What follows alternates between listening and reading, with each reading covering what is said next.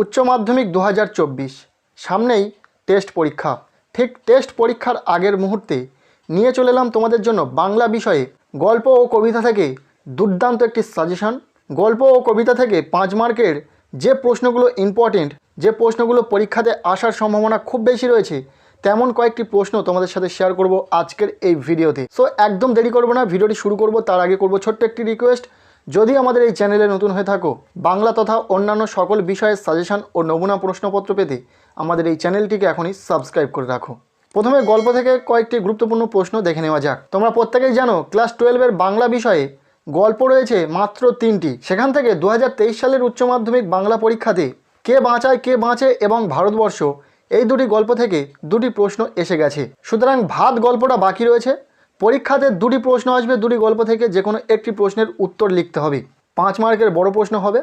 So যদি তোমরা ভাত গল্পটাকে শুধুমাত্র ভালো করে পড়ে যাও, সেখান থেকেও তোমরা পরীক্ষাতে প্রশ্ন কমন পাবে। তবুও আমাদেরকে ভাত গল্পটাকে পড়তে হবে, পাশাপাশি অন্য যে দুটি গল্প রয়েছে কে বাঁচায় কে বাঁচে এবং ভারতবর্ষ, এই দুটি গল্পও পড়তে হবে। ভাত গল্প থেকে একটি প্রশ্ন এবং কে বাঁচায় কে বাঁচে এবং ভারতবর্ষ, এই দুটি গল্পের মধ্যে থেকে যে কোনো একটি গল্প থেকে একটি প্রশ্ন। তার জন্য আমরা প্রত্যেকটি গল্প থেকে কিছু গুরুত্বপূর্ণ প্রশ্ন দেখে নেব। প্রথমত দেখে নেওয়া যাক কে বাঁচায় কে বাঁচে গল্প থেকে ইম্পর্টেন্ট প্রশ্নগুলো। প্রথম প্রশ্ন, মৃত্যুঞ্জয়ের বাড়ির অবস্থা শোচনীয়। মৃত্যুঞ্জয় কে, তার বাড়ির অবস্থা শোচনীয় কেন? ভীষণই গুরুত্বপূর্ণ একটি প্রশ্ন। এরপর দ্বিতীয় প্রশ্ন, নিখিল ভাবছিল বন্ধুকে বুঝিয়ে বলবে, এভাবে দেশের লোককে বাঁচানো যায় না। কোন প্রসঙ্গে নিখিলের এই ভাবনা? এই ভাবনার মাধ্যমে নিখিলের চরিত্রের কোন বৈশিষ্ট্যের প্রকাশ পেয়েছে? এই প্রশ্নটিও অত্যন্ত গুরুত্বপূর্ণ একটি প্রশ্ন। এরপর 3 নম্বরে যে প্রশ্নটি রয়েছে, দিন দিন কেমন যেন হয়ে যেতে লাগলো মৃত্যুঞ্জয়। মৃত্যুঞ্জয় কেমন হয়ে যেতে লাগলো, তার এমন হয়ে যাওয়ার কারণ কি? এই প্রশ্নটাও অত্যন্ত গুরুত্ব সহকারে পড়বে। এরপরে 4 নম্বর প্রশ্ন, এ অপরাধের প্রায়শ্চিত্ত কি? কে কোন অপরাধের প্রায়শ্চিত্তের কথা বলেছেন? বক্তা নিজেকে অপরাধী মনে করেছেন কেন? এই পরপর 4টি প্রশ্ন অত্যন্ত গুরুত্ব সহকারে পড়বে। এখান থেকে যে কোনো একটি প্রশ্ন পরীক্ষাতে আসার সম্ভাবনা রয়েছে। যাই হোক, আরও কয়েকটি প্রশ্ন দেখে নাও। 5 নম্বর প্রশ্ন, সেদিন অফিস যাওয়ার পথে মৃত্যুঞ্জয় প্রথম মৃত্যু দেখল, অনাহারে মৃত্যু। এই দেখার ফলে মৃত্যুঞ্জয়ের প্রাথমিক প্রতিক্রিয়া কি হয়েছিল? এরপর 6 নম্বর প্রশ্ন, সারশিতে আটকানো মৌমাছির মতো সে মাথা খুঁড়ছে, সেই স্বচ্ছ সমস্যার অকারণ অন্তহীন অনুচিত। এখানে মৌমাছির সঙ্গে কার তুলনা করা হয়েছে? প্রশ্নোদ্ধৃত অংশটির তাৎপর্য আলোচনা করো। এরপরে কে বাঁচায় কে বাঁচে গল্প থেকে শেষ প্রশ্ন, দারুণ একটা হতাশা জেগেছে ওর মনে। কার সম্পর্কে, কার এ উক্তি? উদ্দৃষ্ট ব্যক্তির হতাশার চিত্রটি বিবৃত করো। এরপরে দেখে নেব ভাত গল্প থেকে কয়েকটি গুরুত্বপূর্ণ প্রশ্ন। প্রথম প্রশ্ন, বাদার ভাত খেলে তবে তো সে আসল বাদাটার খোঁজ পেয়ে যাবে একদিন। বাদা কাকে বলে?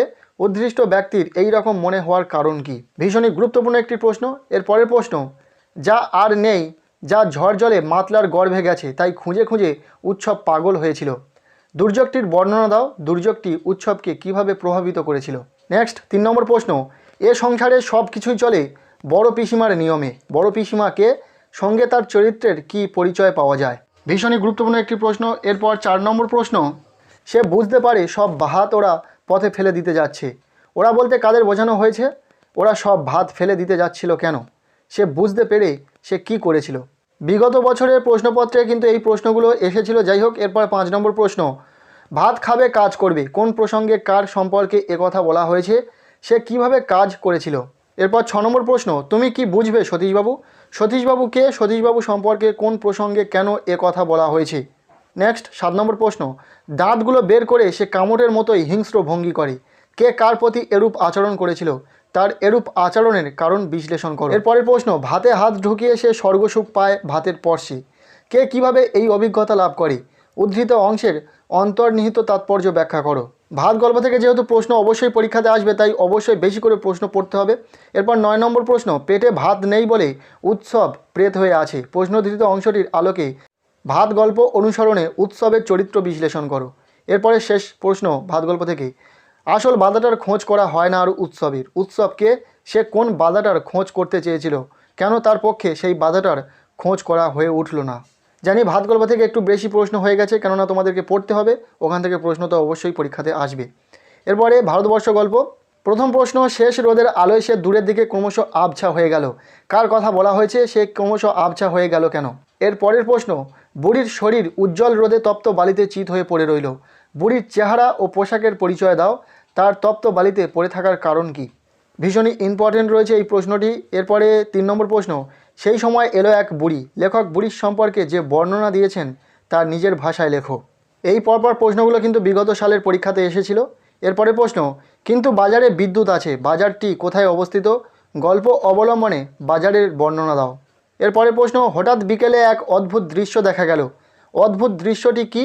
দৃশ্যটিকে অদ্ভুত বলার কারণ কি ছিল? গুরুত্বপূর্ণ প্রশ্ন। এরপরের প্রশ্ন, দেখতে দেখতে প্রচণ্ড উত্তেজনা ছড়ালো চারিদিকে, প্রসঙ্গ উল্লেখ করে উত্তেজনাপূর্ণ ঘটনার বিবরণ দাও।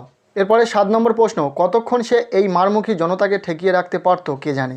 সে বলতে কার কথা বলা হয়েছে? জনতা মারমুখী হয়ে উঠেছিল কেন? এরপরে এই গল্প থেকে শেষ প্রশ্ন, দেখা গেল এক অদ্ভুত দৃশ্য, অদ্ভুত দৃশ্যটি কি? গল্পের পরিণতিতে বৃদ্ধা সকলকে কি বার্তা দিয়ে যায়? সো টেস্ট ও ফাইনাল পরীক্ষার জন্য গল্প থেকে এই প্রশ্নগুলো যদি তোমরা খুব ভালো করে পড়ে রাখো, আশা রাখবো এখান থেকে প্রশ্ন তোমরা অবশ্যই পরীক্ষাতে কমন পাবে। কেননা যে প্রশ্নগুলো তোমাদেরকে দিলাম প্রত্যেকটি প্রশ্ন অত্যন্ত গুরুত্বপূর্ণ প্রশ্ন, পরীক্ষাতে আসার মতো প্রশ্ন। সো এরপর আমরা দেখে নেব কবিতা অংশ থেকে কি কি গুরুত্বপূর্ণ প্রশ্ন রয়েছে। তার আগে জানিয়ে রাখি, রূপনারায়ণের কুলে এবং শিকার এই দুটি কবিতা থেকে গত বছরের প্রশ্ন পরীক্ষাতে এসে গেছে। তাও আমরা দুটি কবিতা থেকে মাত্র দুটি করে প্রশ্ন দেখে যাব। প্রথমে আমরা রূপনারায়ণের কুলে কবিতা থেকে দুটি প্রশ্ন দেখব। প্রথম প্রশ্ন, মৃত্যুতে সকল দেনা শোধ করে দিতে বক্তা কে? মৃত্যুতে সকল দেনা বলতে কি বোঝানো হয়েছে? সে দেনা কিভাবে শোধ করতে চেয়েছিলেন কবি? এরপর দ্বিতীয় প্রশ্ন, রূপনারায়ণের কুলে জেগে উঠিলাম, কে জেগে উঠলেন? জেগে ওঠার আসল অর্থ কবিতাটির মধ্যে কিভাবে প্রকাশিত হয়েছে তা বুঝিয়ে দাও। যদি এনি চান্স রূপনারায়ণের কুলে থেকে কোনো প্রশ্ন যদি এসে যায়, যার জন্য আমরা কিন্তু এই দুটি প্রশ্ন তোমাদেরকে দিলাম, খুব ভালো করে পড়ে রাখবে। এরপর শিকার কবিতা থেকে দুটি প্রশ্ন দেখে নেব। প্রথম প্রশ্ন, এই ভোরের জন্য অপেক্ষা করছিল, কে অপেক্ষা করছিল? তার পরিণতি কি হয়েছিল? এবং দ্বিতীয় প্রশ্ন, শিকার কবিতায় ভোরের পরিবেশ কিভাবে চিত্রিত হয়েছে তার নিজের ভাষায় লেখো, সেই পরিবেশ কোন ঘটনায় করুণ হয়ে উঠল? এরপর মৌহার দেশ কবিতা থেকে মাত্র 4টি প্রশ্ন তোমাদেরকে দিয়েছি। প্রথম প্রশ্ন, আমার ক্লান্তির ওপরে ঝরুক মৌহা ফুল, নামুক মৌহার গন্ধ, আমার বলতে কার কথা বলা হয়েছে? এমন কামনার কারণ কি? এরপর দ্বিতীয় প্রশ্ন, ঘুমহীন তাদের চোখে হানা দেয় কিসের ক্লান্ত দুঃস্বপ্ন, কাদের কথা বলা হয়েছে? তাদের ঘুমহীন চোখে ক্লান্ত দুঃস্বপ্ন হানা দেয় কেন?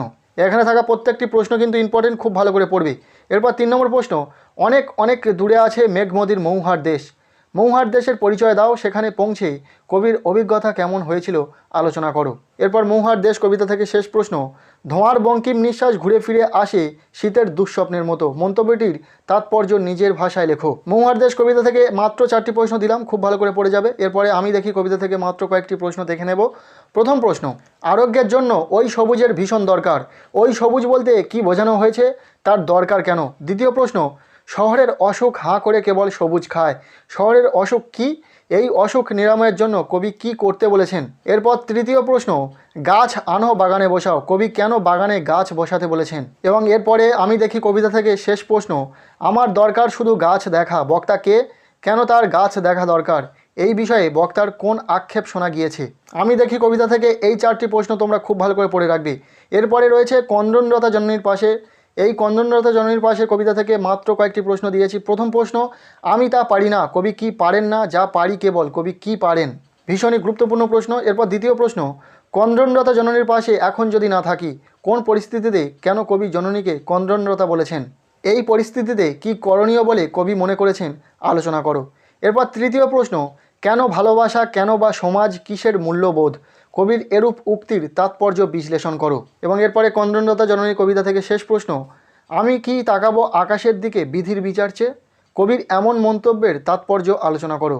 সো কবিতা অংশ থেকে এই কয়েকটি প্রশ্ন তোমরা খুব ভালো করে পড়ে রাখলে আশা রাখবো প্রশ্ন তোমরা অবশ্যই পরীক্ষাতে কমন পাবে। সো আজকের এই ভিডিওতে উচ্চ মাধ্যমিক বাংলা বিষয়ে গল্প ও কবিতা থেকে 5 মার্কের বড় প্রশ্নের একটি চূড়ান্ত গুরুত্বপূর্ণ সাজেশন শেয়ার করলাম। কেমন লাগলো আজকের এই ভিডিওটি? কেমন লাগলো অবশ্যই কমেন্টের মাধ্যমে জানাবে।